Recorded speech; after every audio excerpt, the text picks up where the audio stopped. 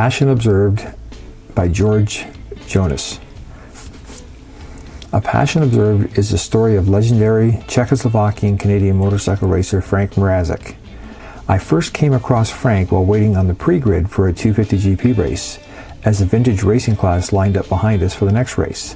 A large guy with very well-used leathers parked his bike and got off and hobbled away from it.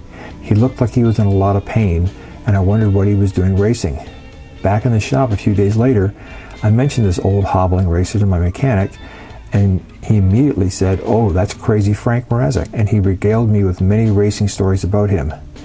A few years later, Jonas wrote a book about Frank's life, and when I started reading it, I soon learned that Frank's life was much more interesting than just being an old motorcycle racer.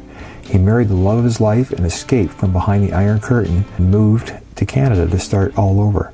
In his racing career, he had some amazing races, won several championships, and had many serious crashes. Frank Mrazek died in 2014 while recovering from heart surgery in Czechoslovakia. At the time of his death, he was planning updates to his race bikes for the 2015 season. Frank was the epitome about why people race, and this book about his life is well worth reading.